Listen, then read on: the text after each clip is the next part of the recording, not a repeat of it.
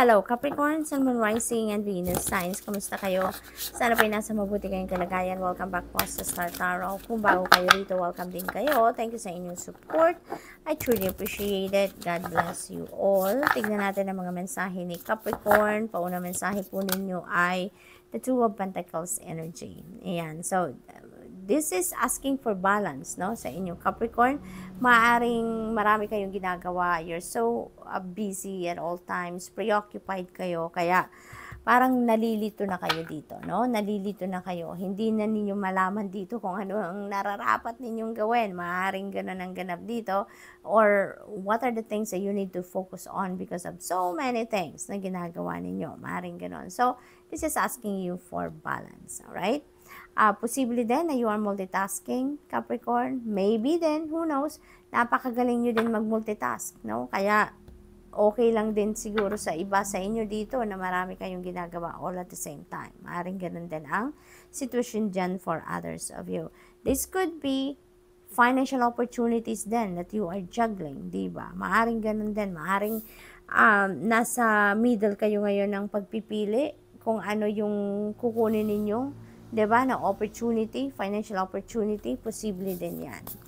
What else? We have Queen of Cups energy. Ayan. So, napakaganda din ito, Capricorn, dahil ibig sabihin nito na you are highly intuitive, you are highly sensitive at this time, at marami kayong downloads, siguro, guidance na pinapadala sa inyong Divine Universe at this time. Kaya, sinasabihan kayo na pakinggan ninyo kung ano yung dulo ng inyong intuition sa ngayon.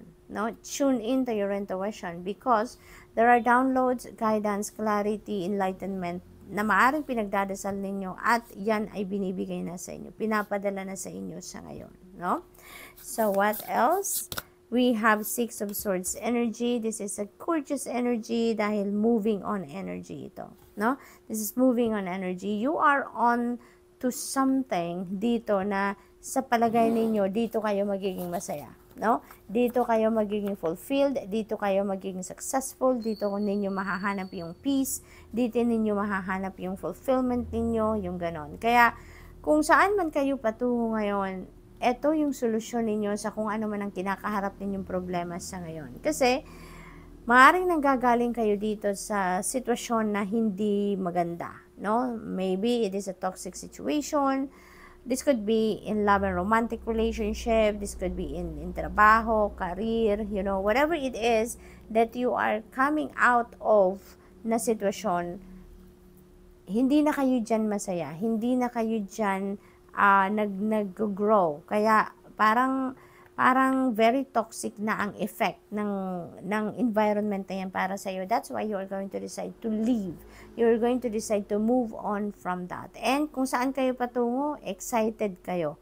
Excited kayo dito because alam ninyo na there is new life, new hope, happiness, contentment, fulfillment na mararamdaman kayo kung saan man kayo patungo. That's why handa na kayong mag-move on dito sa buhay, no? This could be travel as well for some of you, no? For some reason, maybe you're going to embark on a travel dito. This could be also relocation for some of you, Capricorn, okay? Six of Wands, ayan. So, dalawang 6 ang meron tayo. This is synchronicity. I suggest, please look up for the meaning of number 66 for more guidance po. This is victory. So, talagang you are heading towards victory dito, Capricorn. No? You are heading towards victory. Lahat ng pagsisikap ninyo dito, lahat ng ginagawa ninyo, pag-e-effort ninyo sa kung ano man ang pinag-e-effortan ninyo dito, this is going to be your victory time. No? You're going to claim your success dito. This is a very sweet victory dahil ang dami ng ininvest ninyo dito. Oras, dedication, commitment, pagod, and even resources ay maaaring ininvest ninyo dito sa kung ano man itong bagay na to. But definitely, ngayon, spotlight will be yours. No? Makikita nyo na ngayon ang bunga ng inyong pinaghirapan. This is you reaping the rewards of your hard work. Kaya congrats. So good luck, and that's all I have for you for today. Thank you for watching. Love and light. Namaste. Hello, Virgo, Sun, Moon, Rising, and Venus signs. Kamusta kayo? Sana po ay nasa mabuti kayong kalagayan. Welcome back po sa Star Tarot. Kung bago kayo rito, welcome din kayo. Thank you sa inyong support. I truly appreciate it. God bless you all.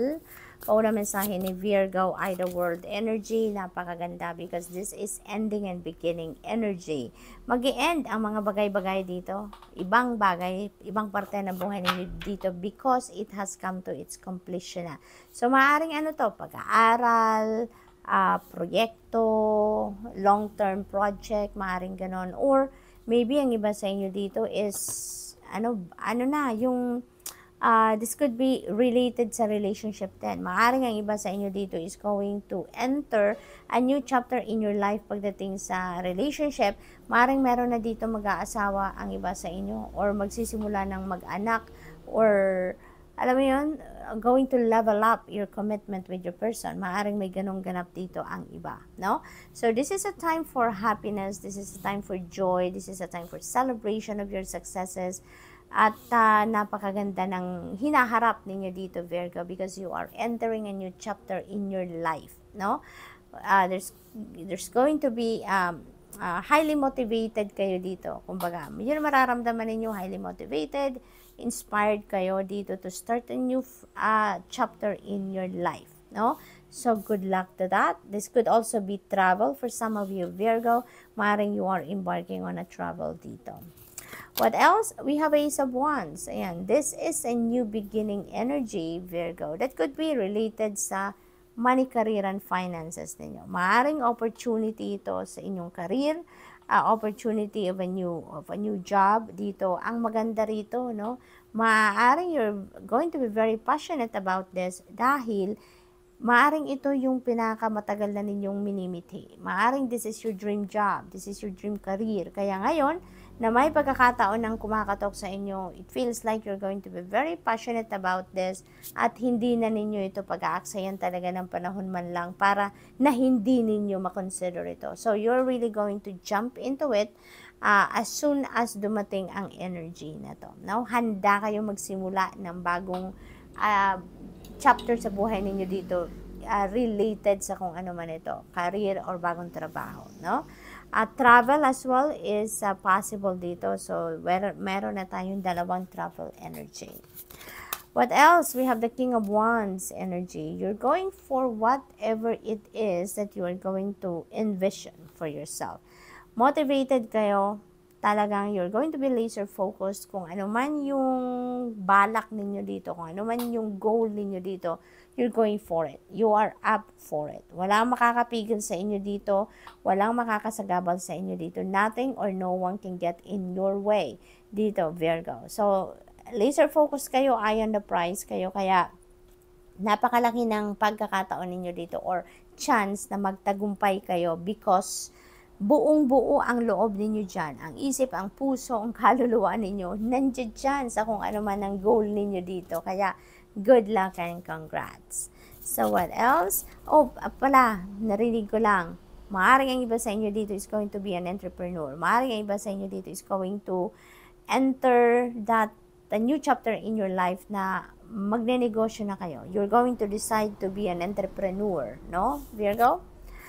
We have strength energy. Ayan. So, inner strength dito, ang kailangan siguro ninyo na paandarin sa ngayon. Yung courage ninyo and inner strength, no, will be on display. Maybe sa ngayon, Virgo, kaya ganun din ang ganap dito. So, maaaring ang iba sa inyo dito, feeling ninyo siguro nahihirapan kayo or it will be challenging for you. 'Di ba? Sa yung mga bagong simula na to, maaaring at some point may maramdaman kayo ganun. Pero, reminder sa inyo dito na magpakatatag lang kayo, no? Kayang-kaya ninyo yan. Remember na lahat ng opportunity na dumadating sa atin that is meant for us. Kaya kung merong opportunity na ganito, take it, grab it, lakasan ninyo ang inyong loob dahil para sa inyo yan. Alright? So, good luck and that's all I have for you for today. Thank you for watching. Love and light. Namaste. Hello, Taurus, Sun, Moon, Rising, and Venus signs. Kumusta kayo? Sana po nasa mabuti kayong kalagayan. Welcome back po sa Star Tarot. Kung bago kayo rito, welcome din kayo. Thank you sa inyong support. I truly appreciate it. God bless you all. Tignan natin ang mga messages ni Taurus. Pauna mensahe ninyo ay 2 of Wands. Si 2 of Wands could be a planning stage para sa inyo, Taurus. Maaaring nagpo-formulate kayo ngayon of what you need to do, what you're going to do. ano ang magiging focus ninyo, saan kayo magsisimula, yung mga gano'n, no? Parang kino-concretize ninyo dito kung ano man yung inyong goals, no? At this time. This could be involving travel, no? Yan ang napipick up ko dito, Taurus, for some of you. Maaaring yung plano ninyo dito could involve travel or maybe linked to travel industry. Maaaring ganun din ang sitwasyon. There could be an important decision din dito na kailangan ninyong pagdesisyonan. So, maaaring nagmumuni-muni kayo ngayon para makapag-isip kung ano yung desisyon na tama para sa inyo. Maaaring ganun din ang ganap. There could be partnership, collaboration, maaaring ganun din sa mga plano ninyo sa ngayon, Taurus. So, good luck. We have 5 of Wands. Ayan. So, this could be conflict with another person. This could be conflict pagdating siguro sa trabaho, sa pamilya, maaaring ganon. Kasi, parang may ano kayo dito, kailangan kayong depensahan, kumbaga. No? Maaring opinion ninyo, kailangan ninyong depensahan, kailangan ninyong suportahan, kasi maaari din na pinupush din ninyo dito kung ano man yung gusto ninyo, no? Sa usaping ito. Maaring ganun din ang ganap dito for some of you. Pero 'di ba, wala namang conflict na hindi naayos, wala namang hindi pagkakaintindihan na hindi naayos. Lalo-lalo na this is 5. That 5 resonates with change. Kaya kung naman ang sitwasyon na to na hindi ninyo napagkakaintindihan, hindi ninyo napag-uusapan ng maayos, that is going to change. At pasasaan ba at one day, pagbaba ng tensyon, pagbaba ng, ano mo yun, galit, or kung ano man ang high or intense emotions ng bawat isa dito, huhupa din yan at magkakausap at magkakaayos din kayo. Okay, Taurus? So, what else? 10 of Cups energy, definitely, kung ano man ang 5 of Wands energy na to, that is going to fade away, no, from here on, dahil meron tayong happiness. 10 of Cups is about joy. This is about family, happiness, domestic bliss, kaya most likely, yung pag hindi pagkakaintindihan dito with another person could be related to family situation. Pero, maaayos na yan sa ngayon. Kasi dito sa 10 of Cups energy, there's going to be harmony within family members, no? Kaya, kung meron mang hindi kayo pagkakaintindihan with another family member, ngayon, maaayos na yan. Maybe makakapag-usap na kayo at magkakamap kayo ng peaceful resolution, or maybe there will be compromise, depende sa inyong sitwasyon. Pero definitely, magiging harmonious ng muli ang inyong relasyon. There could be reconciliation. There could be magandang pag-uusap na dito between you and whoever that is, no? Mababalot lang kayo dito ng saya, no? Bawat isa sa pamilya ay magiging masaya dito dahil lahat nagkakaintindihan na, lahat ng kailangan ninyo or kung ano man yung mga gusto ninyo ay maaaring nakuha nyo na dito, kaya i-enjoy nyo talaga yan, no? This is also material success, prosperity, Taurus, no? Na maaaring ma-enjoy nyo kasama ng inyong pamilya, no? So, good luck to that. We have Queen of Wands, ayan. Parang na-pick up ko dito yung mom ninyo, or maaring kayo ay isang mom na, maaring ganon, at papairalin nyo talaga dito ang pagiging nanay ninyo. Maaring ganon ang ganap dito. Or maybe yung mom ninyo talaga dito yung punong abala sa pag-aayos ng kung ano man ang sitwasyon na to na may hindi kayo pagkakaintindihan with another person. So, maaaring may influence dito ang inyong mom. Okay? For some of you. So, just take as it resonates, no? Because this is general reading, so it's not going to resonate with everyone. For others of you, ang maganda rin dito, Taurus, because this is about abundance, no? Yung Queen of Wands. So, maaaring you're heading towards abundance ngayon, you're heading towards prosperity. 10 of Cups is also about prosperity, kaya most likely, may mga ginagawa kayo ngayon, proyekto or trabaho or whatever it is, no? Opportunity na talagang going to bring forth prosperity and abundance into your life. Maaaring gano'n ang sitwasyon dito. Or, maaaring meron kayong goals dito na gusto ninyong ma-achieve, or you're working on it sa ngayon, na yun na maghahatid sa inyo din ng abundance and prosperity. So, that is also possible. Posible din, ang iba sa inyo dito is going to put up your own business na, maaring that is home-based business, online business, maaring ganon. And maaaring yun din ang opportunity na magbubukas ng pinto para sa inyo, para magkaroon kayo talaga ng mas magandang sitwasyon pang kaperahan. So, good luck, Taurus, and that's all I have for you for today. Thank you for watching. Love and light. Namaste.